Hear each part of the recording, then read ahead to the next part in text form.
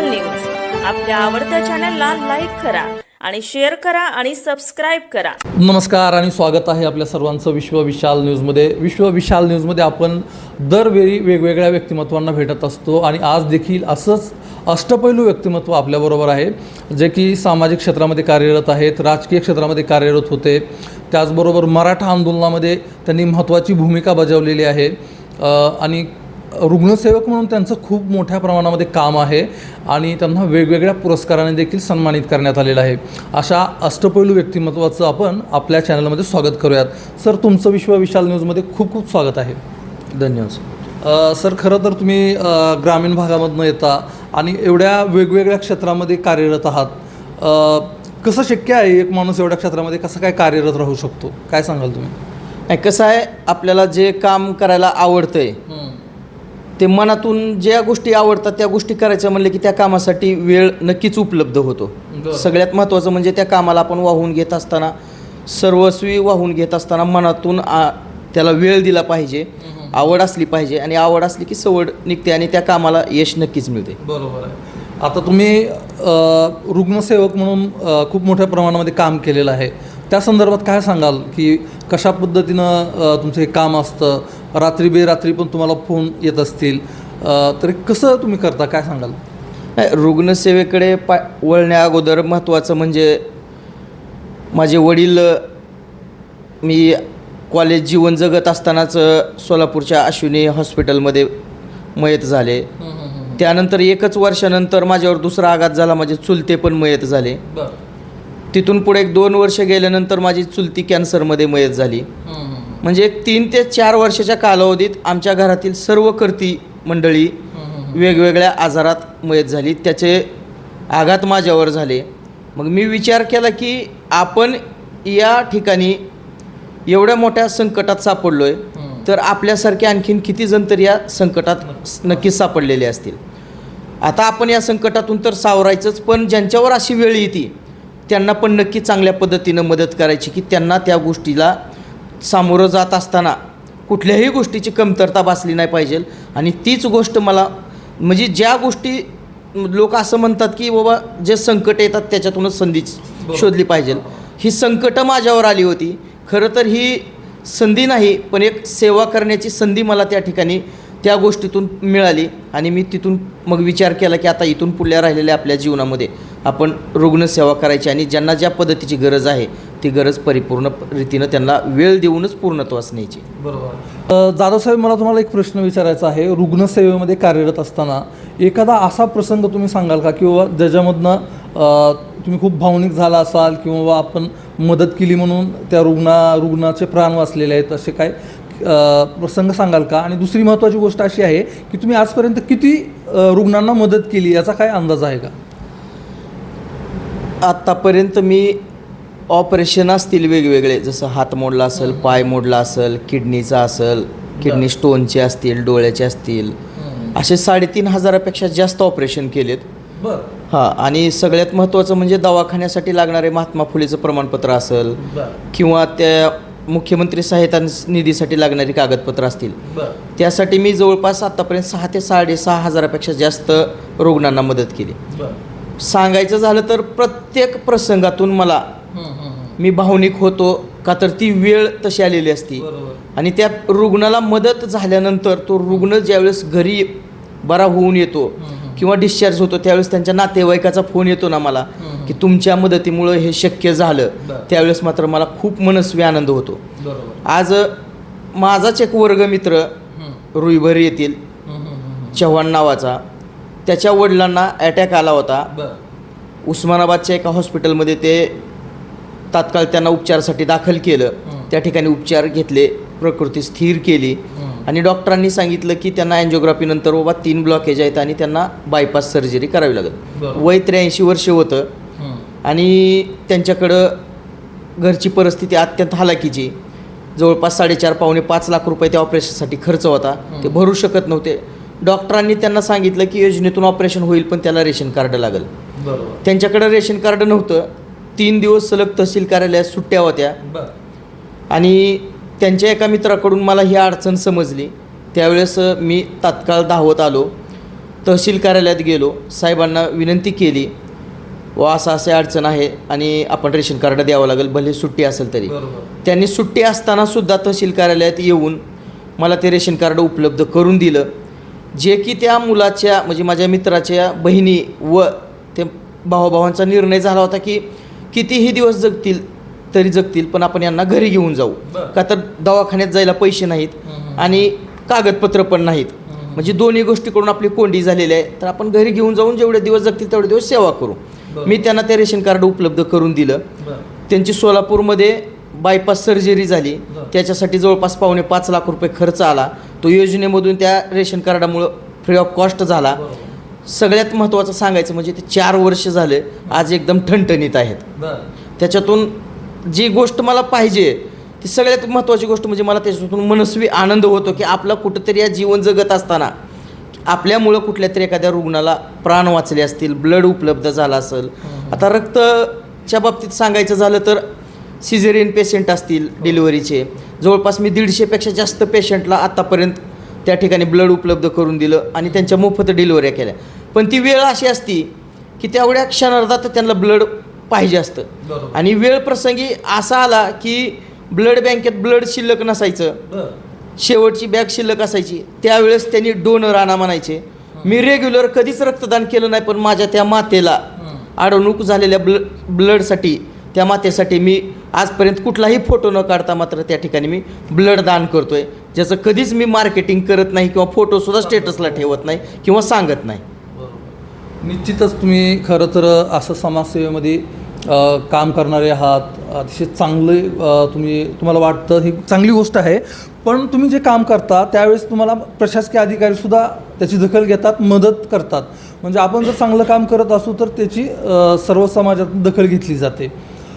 तुम्ही हे काम करत असताना आजपर्यंत तुम्हाला कुठल्या पुरस्काराने सन्मानित करण्यात आलेलं आहे का, किंवा काय सांगाल त्यासंदर्भात? आत्तापर्यंत मला राज्यस्तरीय 3 पुरस्कारांनी सन्मानित करण्यात आलं आहे. त्याच्यामध्ये लातूरचा समाजरत्न पुरस्कार असेल, परत पुन्हा दैनिकी एकमत परिवाराच्या वतीनं दिला जाणारा पुरस्कार असेल, धाराशिव येथे धाराशिव गौरव म्हणून पुरस्कार दिला गेला व पुण्याच्या एका संस्थेनं पण माझा सत्कार केला. असे मला आत्तापर्यंत जवळपास 4 पुरस्कार मिळालेत. खरं तर हे वैयक्तिक मला मिळालेले पुरस्कार नाहीत. याच्यासाठी पुरवठा विभाग जे असेल म्हणजे तहसील कार्यालयामध्ये पुरवठा विभाग जे आहे ते आणि महात्मा फुले जन आरोग्य योजना राबविणारे त्यांचे सर्व टीम म्हणजे जिल्हा कार्यक्रम समन्वयक अधिकारी, जिल्हा प्रमुख, त्यांचे आरोग्य मित्र, हे सर्व पुरस्कार मी त्या सर्वांना त्यांच्या चरणी खरंच अर्पण करतो. हे त्यांचे पुरस्कार आहेत, हे माझे पुरस्कार नाहीत. तुम्ही रुग्णसेवेमध्ये तर सतत कार्यरत आहातच, पण याच्या आधी आम्हाला कळलेली गोष्ट अशी की तुम्ही राजकारणामध्ये पण होतात आणि राजकारण सोडून तुम्ही रुग्णसेवेमध्ये आलात. याचं कारण काय? नाही, कसं आहे, राजकारणामध्ये मी जवळपास 15 वर्ष भाजपचं काम केलं, 3 वर्ष प्रहार जनशक्ती पक्षाचं काम केलं. कुठलीही निर्णय क्षमता म्हणजे घेत असताना वरिष्ठांचं बंधन त्या ठिकाणी आपल्यावर असतं. एखादा निर्णय घेत असताना त्यांना कळवावा लागतो. मुक्तपणे काम करता येत नाही. त्या बंधनात राहणं मला जमत नव्हतं, म्हणून मी राजकारणाचा त्याग केला आणि रुग्णसेवेकडे वळालो. बरोबर. राजकारण असेल, रुग्णसेवा असेल, त्याचबरोबर आता मनोज जरांगे पाटील यांनी मराठा आंदोलन जे सुरू आहे तर त्यामध्ये पण तुम्ही सक्रिय सहभागी होतात. त्या संदर्भात काय सांगाल? नाही, त्या संदर्भात सांगायचं झालं तर मी जरांगे पाटील यांच्या आंदोलनात सहभागी होण्याचं कारण म्हणजे माझं पोस्ट ग्रॅज्युएशन झालं. नोकरीच्या शोधात फिरत असताना माझ्यापेक्षा काही कमी मार्क असलेल्या माझ्या जवळच्या मित्रांना नोकरी सापडली किंवा लागली, परंतु मला त्या ठिकाणी यश आलं नाही. मग त्या याच्यात आमचं वय निघून गेलं. वय निघून गेल्यानंतर आता परत पुन्हा कुणीतरी एक आरक्षणासाठी चळवळ उभा करतंय, जी की आम्ही कॉलेजमध्ये असताना स्वर्गीय अण्णासाहेब जावळे पाटील यांच्या खांद्याला खांदा लावून काम करण्याचं आम्हाला भाग्य लाभलं. परंतु मधल्या काळामध्ये आम्हाला एखादा सेनापती नसल्यामुळं आमचं सैन्य जसं सैराबाहेरा पळावं तसं समाज म्हणजे व्यस्त झाला होता आपापल्या जीवनात. आणि मनोज जरांगे पाटलांनी त्या आरक्षणाची जी वात आहे ती पुन्हा एकदा चांगल्या पद्धतीनं मशाल असेल ती पेटवण्याचं काम केलं. मग त्यावेळेस मात्र लक्षात आलं की आपलं वय निघून गेलं आहे, परंतु येणाऱ्या काळातल्या तरुण पिढ्यांचं वय निघून जाऊ नये. त्याच्यामुळं मनोज जरांगे पाटलांनी जो मुद्दा हाती घेतला आहे त्याला आपण कुठंतरी वेळ देणं गरजेचं आहे. त्याच्यासाठी सुद्धा जवळपास मागील 16 महिने झाला आम्ही त्यांच्यासोबत काम करतो आहे. त्याच्यातून आमच्यावर केसेस असतील, गुन्हे नोंद असतील, ते सुद्धा झालेले आहेत. परंतु आम्ही तशा केसेसला, गुन्ह्याला न घाबरता, न डगमगता त्यांच्या खांद्याला खांदा लावून या ठिकाणी 16 महिन्यापेक्षा जास्त कालावधी झालं आम्ही काम करतो आहे. नक्कीच, अतिशय छान. पुढचा मला प्रश्न तुम्हाला असा विचारायचा आहे की तुम्ही छान वक्ते आहात, तुम्ही भाषण पण खूप चांगल्या पद्धतीनं करता, तर त्याची आवड कशी निर्माण झाली आणि तुमचं काय वाचन हे ते असतं का? कशा पद्धतीने तुम्ही नियोजन करता? नाही, आत्तापर्यंत जवळपास माझ्याकडे ग्रंथालय आहे. त्या ग्रंथालयामध्ये 4000पेक्षा जास्त ग्रंथ आहेत. मला ज्यावेळेस वेळ मिळतो त्यावेळेस मी ग्रंथ वाचण्याचं काम करतो. 2500पेक्षा जास्त ग्रंथ मी आत्तापर्यंत वाचलेत. काय बोलतात? आणि त्या वाचनामधून व राजकीय कारकिर्दीमध्ये त्या ठिकाणी बोलण्याची जशी जशी मला संधी मिळाली तसतसं मी माझ्या त्या संधीला वेळ देत गेलो आणि बोलण्याची माझ्यातली कला मी जोपासत गेलो. नक्कीच. तुम्ही एवढ्या सगळ्या क्षेत्रामध्ये कार्यरत आहात, ही अतिशय चांगली गोष्ट आहे. पण तुम्ही तुमच्याबद्दल काय सांगाल? तुमचं लहानपण कशा पद्धतीने गेलं, घरची परिस्थिती काय आहे, याबद्दल पण आम्हाला नक्कीच ऐकून घ्यायला आवडेल. नाही, मुळातच कसं आहे, मनोज जाधव म्हणजे एका वळीत समजणारा विषय नाही. नक्कीच. ते एक पुस्तक आहे. त्याच्यासाठी तुम्हाला वेळच द्यावा लागेल. भरपूर लहानपण असेल, कॉलेज जीवन असेल, शालेय जीवन असेल, याच्यात काही चांगले आघात झाले, वाईट आघात झाले. कमी वयामध्ये मला जास्त शिकून घ्यावं लागलं, असं नैसर्गिक आघात पण झाले. त्याच्यामुळं शालेय जीवनामध्ये असेल किंवा कॉलेज जीवनामध्ये असेल, मला जसा आनंद घ्यायला पाहिजे होता तसा आनंद घेता आला नाही, जिम्मेदारी माझ्यावर पडल्यामुळं. परंतु मी त्या जिम्मेदारीमधून वेळ देत मला स्वतःला घडवण्याचा प्रयत्न करतो आहे. मनोजराव, तुम्ही वेगवेगळ्या क्षेत्रामध्ये कार्यरत आहात, पण ह्यामध्ये कधी तुम्हाला मानसिक खच्चीकरण झालं का? आणि झालं असेल तर त्यावर तुम्ही कशी मात करता? काय असतं ते नियोजन? नाही, स्पर्धा तर सगळीकडेच आहे. भले तुम्ही चांगलं काम करत असताना सुद्धा काही लोक तुम्हाला डाग लावायचा काम करत असतात. काही जणांना तुमचा यशाचा आलेख उंचावत जात असताना, चांगल्या कामाचा आलेख उंचावत जात असताना सुद्धा तो बघवत नसतो.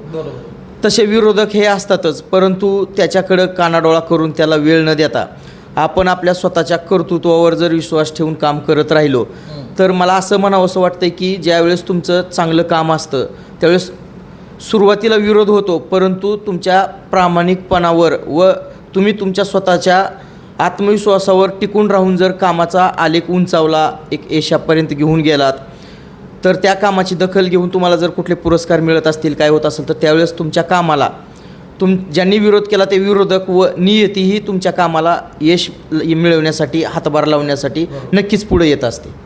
बरोबर. याचबरोबर एवढ्या सगळ्या क्षेत्रामध्ये कार्यरत आहात. खरं तर मनोज जाधव हे रसायन उलगडणं तसं कठीणच आहे. आणि सगळ्यात महत्त्वाचा मुद्दा म्हणजे आता धाराशिव बार्शीमध्ये वाघ फिरतोय किंवा बिबटी आहे, तर त्या संदर्भामध्ये तुम्ही आंदोलन केलेलं आहे. अगदी वनमंत्र्यांना गाढव भेट देण्याचं पण तुम्ही नियोजन केलं होतं. कलेक्टर साहेबांनी ते विनंती करून तुम्ही ते आंदोलन स्थगित केलेलं आहे. तर या संदर्भात काय सांगाल? तुम्ही कशा पद्धतीने याचं आंदोलन केलं आणि यश मिळेल असं वाटतं का? नक्कीच. का तर ज्या ठिकाणी प्रशासन झोपेत असतं त्यांना जाग आणण्याचं काम वेळोवेळी आंदोलकांना करावं लागतं. आणि सध्या धाराशिव जिल्ह्यातला सगळ्यात मोठा ज्वलंत प्रश्न कुठला असेल तर धाराशिव जिल्ह्यात जो वाघ धुमाकूळ घालतोय तो. आतापर्यंत 100पेक्षा जास्त जनावरांची त्यांनी शिकार केली. मुक्या जनावरांना तर मारलंच, परंतु सगळ्यात महत्त्वाचं येणाऱ्या काळामध्ये मला असं जाणवलं की नैसर्गिकरित्या त्या ठिकाणी जे पाणवटे आहेत येडशी रामलिंग घाट अभयारण्यात, ते आटल्यानंतर वाघ हा मानवी वस्तीत प्रवेश करणार आणि त्या ठिकाणी मानवावर हल्ले करणार. याची मला अगोदरच सुरुवातीला जाणीव लागली, लक्षात आली ही गोष्ट. त्यावेळेस मात्र मी त्यांना निवेदनं दिली, छोटी मोठी आंदोलनं केली. त्यावेळेस त्यांना जाग आली नाही, त्यांच्याकडून यश प्राप्त होत नाही हे लक्षात येताच मी माझ्या आंदोलनाचा शेवटचा टप्पा, जसा की आंदोलन हे कुठलंही आंदोलन हाती घेतल्यानंतर ते चढत्या क्रमानं घेऊन जायचं असतं, सुरुवातीलाच उग्र स्वरूप त्याला द्यायचं नसतं. ते चढत्या क्रमानं घेऊन जात असताना शेवटचा टप्पा म्हणून मी थेट त्यांच्या मंत्र्यांनाच या ठिकाणी गाढव भेट देण्याचा निर्णय घेतला. परंतु योगायोगानं असं झालं की जिल्हाधिकाऱ्यांनी त्या ठिकाणी मध्यस्थी केली आणि विनंती केली की यांना थोडासा वेळ देण्यात यावा. आता 1 महिन्याचा वेळ दिला आहे. या महिन्यात त्यांना यश मिळावं अशी मी आई तुळजाभवानी चरणी प्रार्थना करतो. जर नाही मिळालं तर मात्र मी त्यांना कुठलीही पूर्वकल्पना न देता आंदोलन करणार आहे. का तर आंदोलन करत असताना कुठला गुन्हा नोंद होईल, काय होईल याची भीती अजिबात वाटत नाही. का तर जीवन जगत असतानाच भगतसिंग, राजगुरू सुखदेव व छत्रपती शिवाजी महाराज या सर्वांना आम्ही आदर्श मानतोय. त्याच्यामुळं कधीही जीवाची तमा न बाळगता, कुठल्या केसेसची तमा न बाळगता काम करत राहायचं. आपला सत्याचा मार्ग आहे, यश नक्कीच मिळेल. नक्की तुम्हाला यश मिळो अशा आम्ही तुम्हाला शुभेच्छा देतो. मला तुम्हाला पुढचा प्रश्न असा विचारायचा आहे की तुम्ही हे सगळं आंदोलन असेल किंवा वेगवेगळ्या आंदोलनामध्ये तर सक्रिय असताच, तुम्ही सामाजिक कार्य तर आहेच, पण आता तुम्ही केसेसचा विषय काढला की केसेस वगैरे झाल्यानंतर घरून कधी काय म्हटलं जातं का, किंवा तुम्ही कशाला याच्यामध्ये का, किंवा घरच्यांचा तुम्हाला कशा पद्धतीने सपोर्ट असतो?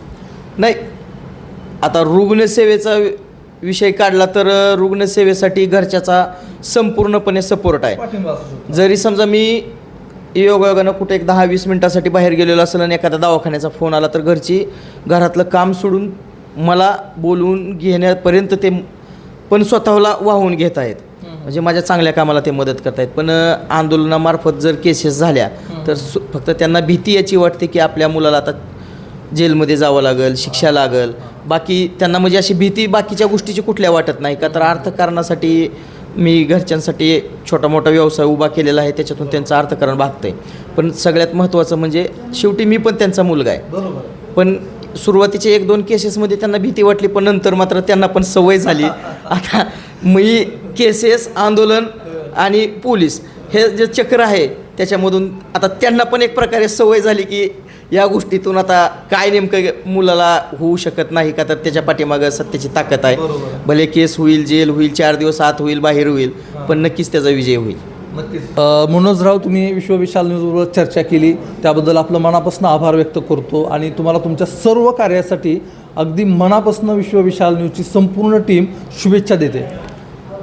खरं तर मी पण आपलं आभार व्यक्त करतो, धन्यवाद मानतो की माझ्या छोट्याशा कार्याची आपण खूप मोठी दखल घेतलीत. मी काय तेवढा मोठा एखादा राजकीय व्यक्तिमत्व नाही, पण मला जसा वेळ मिळेल तसं करतो. तुम्ही माझ्या कार्याची दखल घेतली त्याबद्दल मी विश्वविशाल न्यूजचं अगदी मनापासून खूप खूप आभार मानतो. धन्यवाद. तर आता आपण मनोज जाधव सरांशी संवाद साधलेला आहे. त्यांच्या वेगवेगळ्या पैलूं संदर्भात आपण चर्चा केलेली आहे. तर विश्वविशाल न्यूजवरती आपण अशाच वेगवेगळ्या व्यक्तिमत्वांना भेटत राहणार आहोत आणि विश्वविशाल न्यूजला तुम्ही नक्की सबस्क्राईब करा. आणि हा जर व्हिडिओ तुम्ही फेसबुक पेजला पाहत असाल तर विश्वविशाल न्यूजचं फेसबुक पेज देखील नक्की फॉलो करा. आपण इथेच थांबूयात. धन्यवाद. विश्वविशाल न्यूज आपल्या आवडत्या चॅनलला लाईक करा आणि शेअर करा आणि सबस्क्राईब करा.